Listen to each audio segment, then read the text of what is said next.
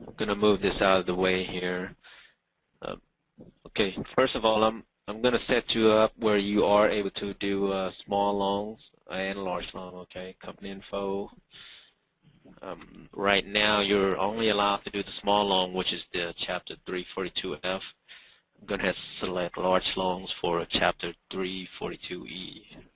Save that. Remember that when you change a configuration, anything in here, if it changes, you have to log back out and then log in before it takes effect, okay? Okay. So log out. Log in.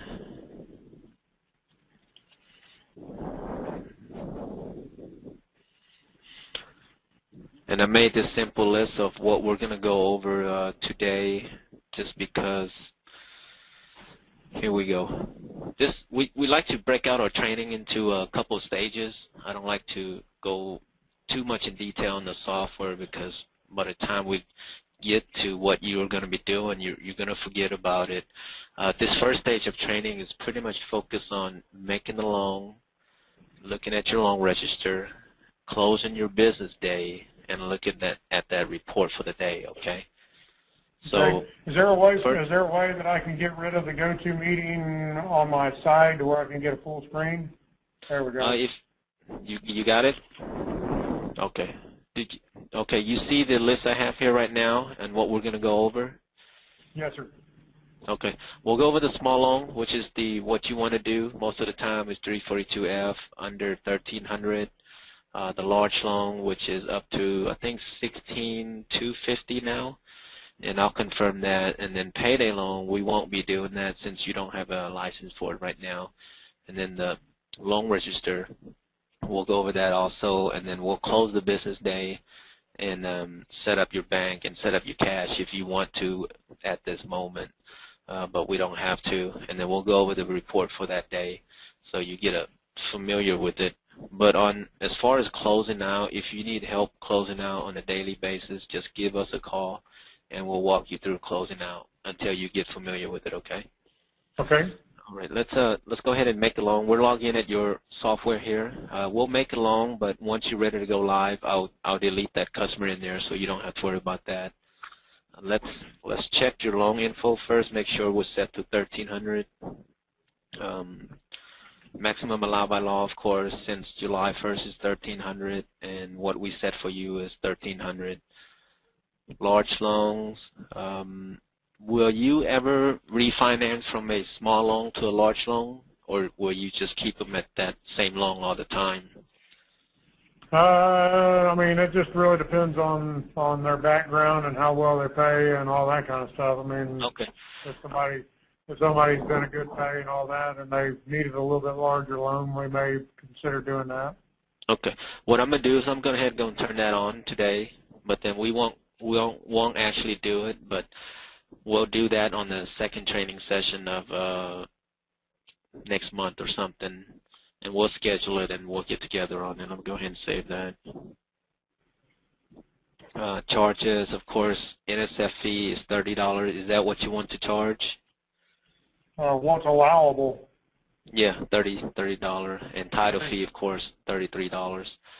We'll exit. Okay, let's make a small loan. Just go through the process. To create a loan, you just come here, create a loan, create an account.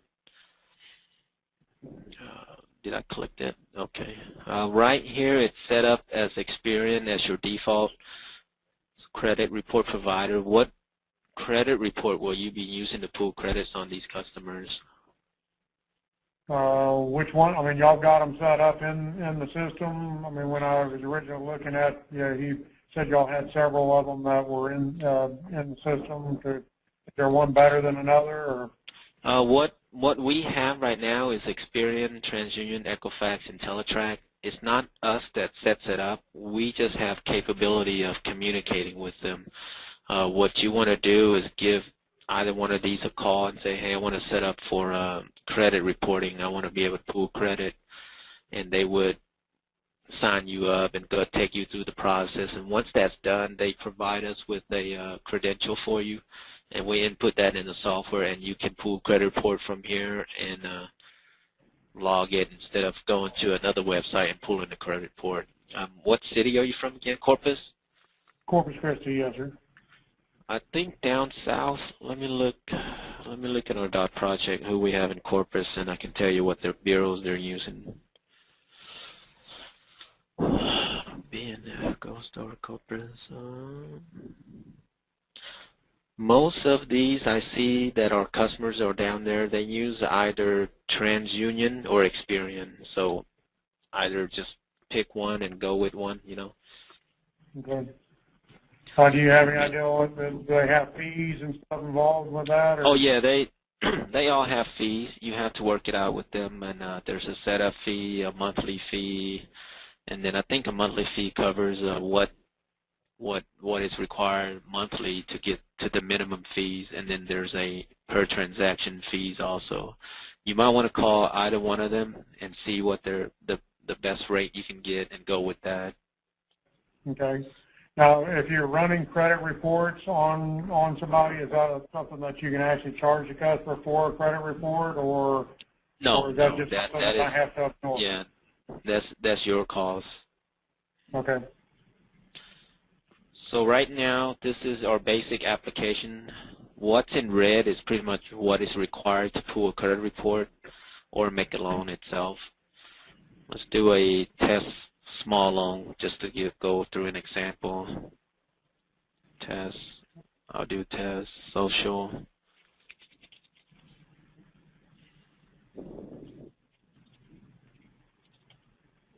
Oh, that's a really old person.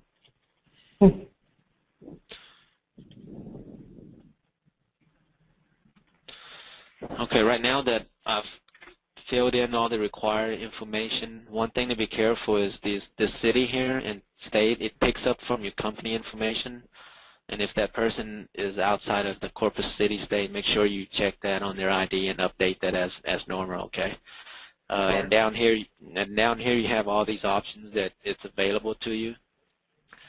You can pull credit report.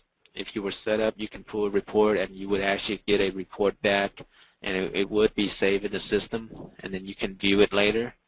Or if this person came in and say, I don't have all my information that you need yet, like their previous address, employer's information, if you were collecting these items, you can save it for later and then come back and view the application again and make the loan or create an ECOA letter here. Okay. ECOA, no, I'm not sure if you're familiar with it. ECOA stands for Equal Credit Opportunity Act. It's just a disclosure that if you turn them down for less than what they're applying for, you have to write them a letter, explain it to them. And also if you truly turn them down, you have to write them a letter within 30 days. So you have that option of says, okay, I have to go through my underwriting process. I'll let you know later. If I can't approve you, I'll send you a denial letter. And within 30 days, you can send them a denial letter. And for this example, let's just pretend that this person's credit is good and they're approved for, let's say, $1,300. We'll create the loan. And since you're set up with two loans, it's going to give you an option, small loan, which is the F loan, the $1,300 and below. Large loans is $1,301 and above to $16,250. Okay. Right. Make a small loan.